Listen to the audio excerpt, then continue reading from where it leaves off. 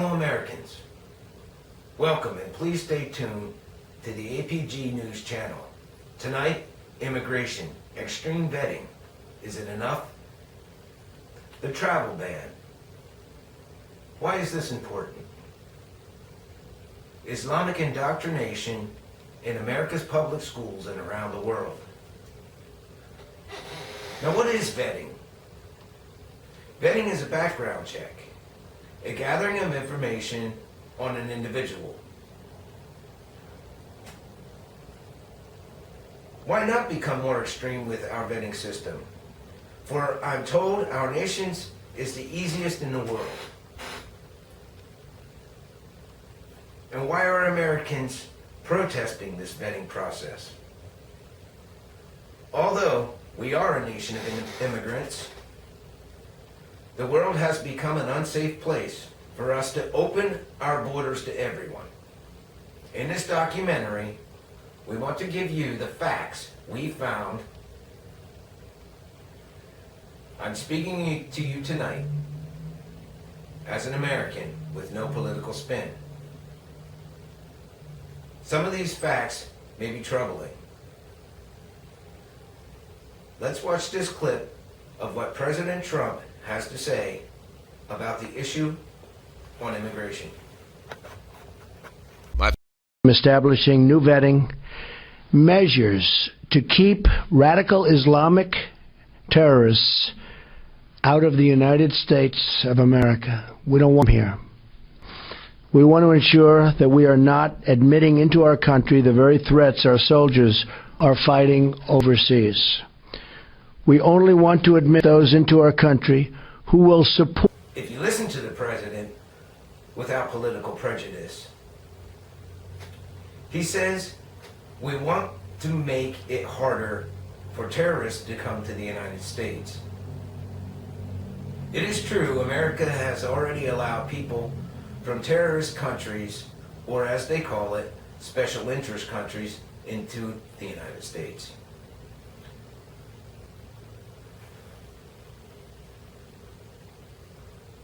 What most may not understand is there is a problem that had very little press in the mainstream media. We believe that is the president's concern, and we the people need to know. Here's the fact. In 2014, the databases of the Department of Homeland Security offices were ordered scrubbed of Muslim threats to the United States, as also some long-term agents had been let go. As a result of this action, the United States had become more vulnerable to terrorist threats. The Department of Homeland Security has made this mistake public. 858 immigrants of known special interest countries had become naturalized under the Obama administration. The Department of Homeland Security also admits their loss of fingerprint records.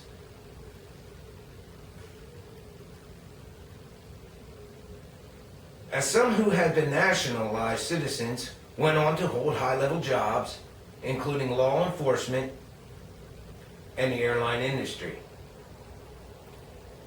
The Obama administration admitted 13,210 Syrian refugees into the United States. In 2016, 91.1% of immigrants were Muslim, which was up 675% from 2015. With plans of 50,000 new immigrants for 2017, admitting mostly young Muslim men, and not families. So is the president right to calling for extreme vetting and a travel ban? We think yes. If protest groups should protest anything, they should protest the Islamic indoctrination across the United States. We have provided factual video you must see. Let's take a look. Here at Vernon Hills High School with the Muslim Student Association, and we are participating in an event called Walk a Mile in the Hijab, and that's basically giving the lady students at Vernon Hills High School an opportunity to try wearing a hijab for the day and just experience what it's like, and also to denounce negative stereotypes and show that we are just caring, respectful, peaceful students and your peers. This is our first big event, and hopefully it'll bring more members, Muslim and non-Muslim, to our event, and this should help make Vernon Hills High School a more safe and respectful environment. Violated the laws of the United States. While we debate whether or not the Pledge of Allegiance should be a part of school curriculum because of the word God is used, our schools across the nation are teaching the religion of Islam to our children. These children have no legal say in what they're being taught. Cases by which parents have not even been asked if this is okay. Church and state doctrine of the United States of America states citizens are free to embrace or reject a faith. Any support of religion must be voluntary. All religions are equal in the eyes of the law, but most important, with no special preferences or favoritisms to any one religion. These schools may have violated the law of separation of church and state. To make it clear, public schools are funded by tax dollars, making them state-run schools. These are a few of the state-run schools involved: New Jersey, California, Wisconsin, Tennessee, Michigan, and Maryland, where there is a case pending in Maryland. America's young children are watching a cartoon called The 5 Pillars of Islam. It explains how the religion works and why Muslims pray 5 times a day. Our producer will not allow us to show this video as it has not been produced in the United States and is not subject to the laws governing propaganda.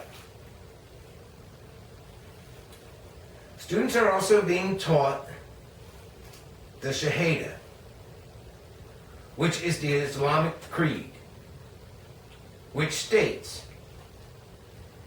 "There is no God but Allah, and the Prophet is his messenger." This statement is sufficient to convert an individual to the Islamic faith. They teach Islam is a religion of peace, like the Christian faith. And Islam is a fact, and Christianity and Judaism are beliefs. Of Islam, while at the same time pressing any expression of Christianity.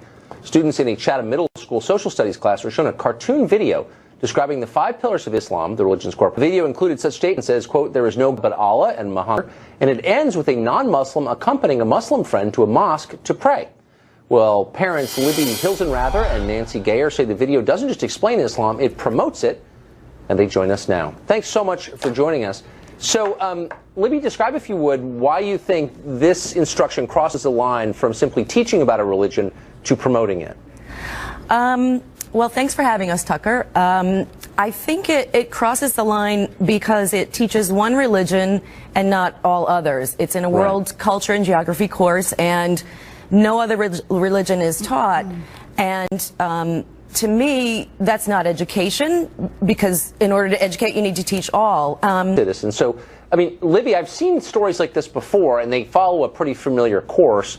Parent sees something like this, parent complains, parent gets denounced as Islamophobe or racist. Has that happened to you? Either of you? Oh, both of us, to a great extent. We were labeled as bigots immediately following the Board of Ed meeting in an op-ed, and then all over Facebook with people who knew us or didn't know us. Xenophobic, Islamophobes. I mean, it went as far as the KKK, which I don't know what that has to do with this, but... Huh. Yeah, so unfortunately, I was stared down at a grocery store, too. And I believe I was in the express line with just 10 items, but yet I was still stared down. So it was pretty unnerving. Interesting. So how would the superintendent respond to this? How he responded in the meeting was to basically say, we'll look into it and maybe we'll have the curriculum committee look into it. The curriculum committee meetings aren't public, first of all. And second of all, when we emailed the superintendent the next day to discuss in detail what we could do to address this, he refused to meet with us. Yeah, we just wanted to keep the conversation going with him and just say, you know, we realize the community is not happy with how we presented this before the board. Can we talk to you again? Can we talk to the leader, the head of the curriculum? And he wrote back and said it's not going to be productive. It wouldn't be productive. And what we really wanted to discuss with him, Tucker, is the state sets high-level goals, but we wanted to know who actually picks the curriculum. Who picks the videos that they were shown? Who picks the 20-page PowerPoint? Who decides what gets included and what doesn't? And you can't get an answer. I can promise you this without knowing any details, but I'd bet you lunch that interest groups are involved in the vetting of those materials. I would like lunch. I can promise you that. I would like lunch. But basically, the superintendent said to you, I don't care about your opinion, I'm not interested in hearing from you, and blew you off. Okay. The United States is not the only country where students are being indoctrinated to Islam. Let's take a look at this piece from leaks out of Canada. She is warning you! I hate the Jews! I am Palestinian! They teach me I have to kill the Jewish people! I have to kill the Christian! We have to do jihad! We have to go for war! That's Islam! This is Islam! You have to see the truth the way it is! I'm not saying myself! This is Canadian imam saying this. I have the evidence. This is Canadian. This is quotes from Canadians imams. Every mosque in Canada, they teach jihad, they teach killing for the kids. And the school board, they want to bring it to the kids. I have a son, he's 14, he escaped Islam. He cannot even see his dad because of that. And when I told him this, he said, Mommy, please, I don't want Islam in school. I don't want to see Friday prayer in school. We got hurt. We got hurt emotionally. That's not right. I am apostasy. I ran away. My family wanted to kill me because Muhammad said, "Hey, who changes religion, kill him." That's not right. That's not right. We cannot bring this to school. I am warning every Canadian family: stand for your kids. They're gonna brainwash your kids. Your kids gonna turn against you. If our nation's school boards should do anything, they should teach national pride, civics, and a history lesson on the Barbary Wars, so they understand the United States was forced to pay a tax amounting in 12,000 gold dinars annually to keep the Ottoman Caliphate from invading the United States in the late 1700s. To quote President Madison, "It is a settled policy of America that as peace is better than war, war is better than tribute. The United States, as they wish for war with no nation, will buy peace with none." America, we need this. We are a nation of laws. Most would not be here today if our ancestors did not arrive at Ellis Island and go through the same process we are asking new immigrants to do. After I have explained to you, the American public, the trouble within the Department of Homeland Security, I hope you can also see why it is important for our leaders to enact a travel ban on the 7 special interest nations, which are not our allies. The world is not the place it was so few years ago. One can see this plainly with little to no political spin to cover things up.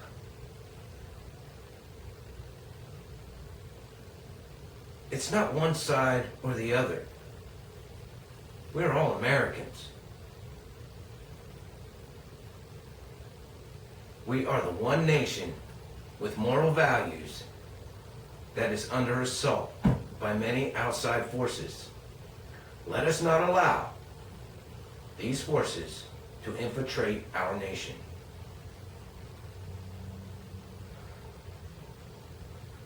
With all this infighting, we are presently under attack, some of which from within our own borders. Our values in the United States are under attack, as is our Constitution. If we are to protest these problems and many others as they come, this nation will survive by the grace of God Almighty. It is time for this one nation on earth to rise up above the trouble of the world and set things right. As Americans, we can achieve anything as we stand together. Thank you. Good night.